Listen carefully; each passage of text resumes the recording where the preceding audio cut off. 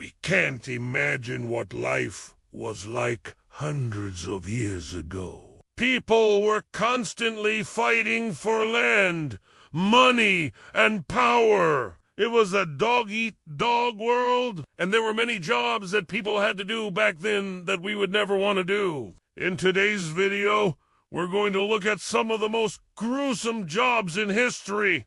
So grab a snack and get ready. Gong Farmers. This job sounds like something from the future where people harvest energy crops. In reality, it's anything but clean. Gong Farmers are also known as bell farmers, and they farm the metal lotus seeds that come from the ginkgo tree. These seeds are extremely hard to harvest because the trees grow near swamps and marshes that are full of alligators. To make matters worse, the trees themselves are coated with spikes. Once the seeds are gathered, they need to be cleaned by hand.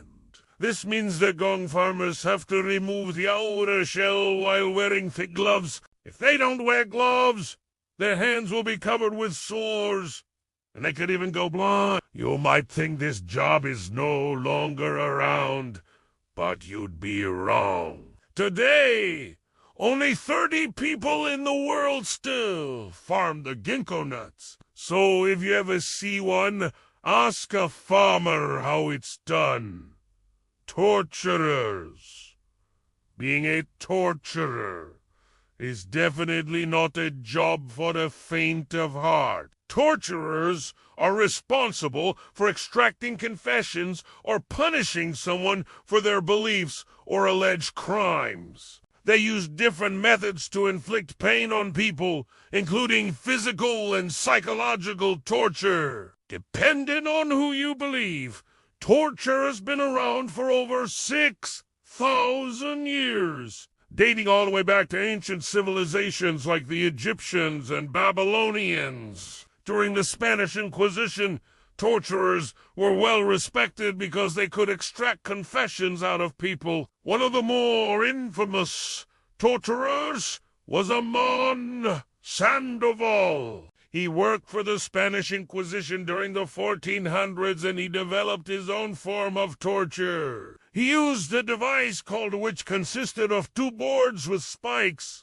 He would put someone between the spikes and then drop a weight onto them. Over the years, Sandoval perfected his method, and he even wrote a book about it. He didn't want his techniques to be forgotten, so he made sure to document every detail. Taxidermists.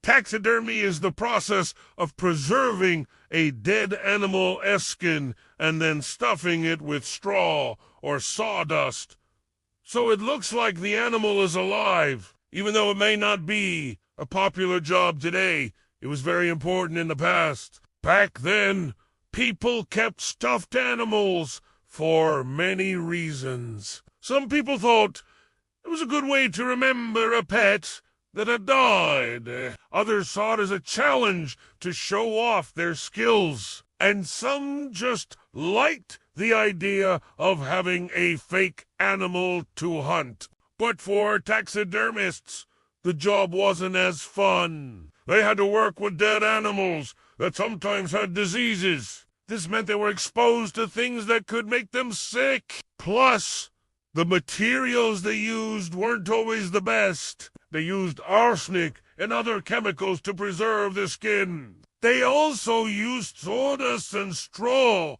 to fill up the body. But these materials aren't exactly sanitary either.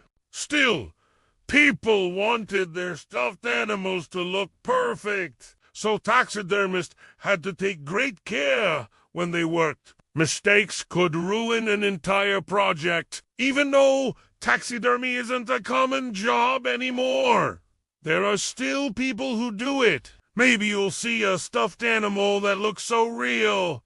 It's scary. That's the work of a master taxidermist. Butchers. The job of a butcher is to slaughter and cut up meat for sale. Butchers have been around since the beginning of civilization. People have always needed meat for food, and butchers were the ones who provided it. In the past, butchers did all their work by hand. They used sharp knives and cleavers to cut up meat. This required a lot of skill and strength. Butchers also had to deal with blood and guts, and that wasn't always pleasant. Sometimes customers would ask for specific cuts of meat, and butchers had to know how to make those cuts. If they made mistakes, they could waste a lot of meat. Butchers also had to keep their shops clean and safe. If their tools were dirty, they could spread disease. If their shops were messy, customers could get hurt. Despite the challenges, butchers were important members of their communities. They provided the community with the meat they needed to survive. They also had to deal with some pretty gross stuff, but that was just part of the job. Nowadays, most of the work is done by machines. Butchers still need to do some tasks by hand, like trimming fat and cutting up bones. They also have to check the meat for quality and safety. And that's why it's a good thing that butchers are still around. Executioners.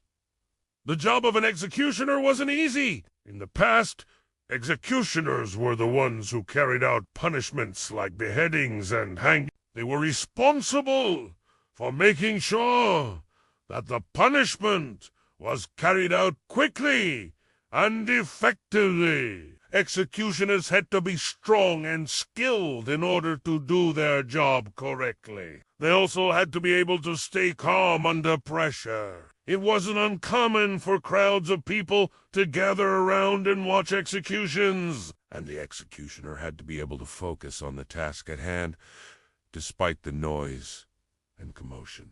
It wasn't uncommon for executioners to be paid by the government or by private individuals. Sometimes they were given special privileges like tax breaks or exemption from military service. Despite the dangerous and unpleasant nature of the job, some people were proud to be executed. They saw themselves as servants of the law and as protectors of society. But being an executioner wasn't for everyone. It took a special kind of person to be able to carry out such a grim task. Undertakers.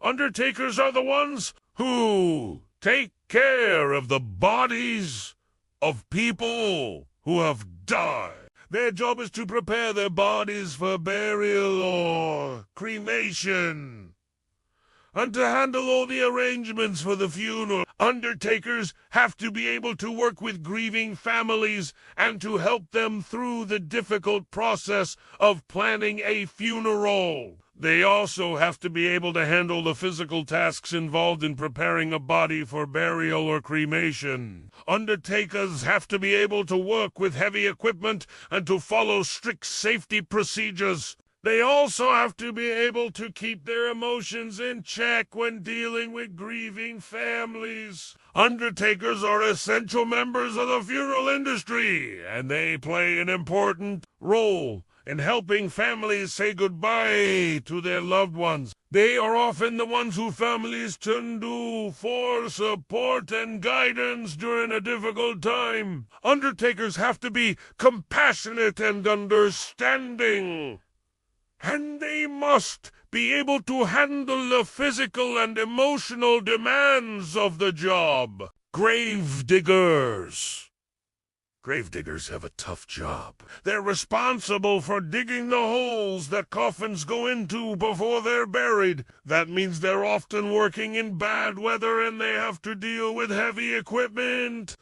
Not only that, but they also have to be careful not to hit any underground pipes or cable. If they make a mistake, it could be fatal. Grave diggers are an important part of the funeral industry. They're the ones who make sure that the graves are ready for the funerals. They also have to deal with the physical demands of the job, and they must be able to stay calm under pressure. Now it's your turn. Which of these jobs would you try? Let us know in the comments below. And don't forget to like and subscribe for more videos like this.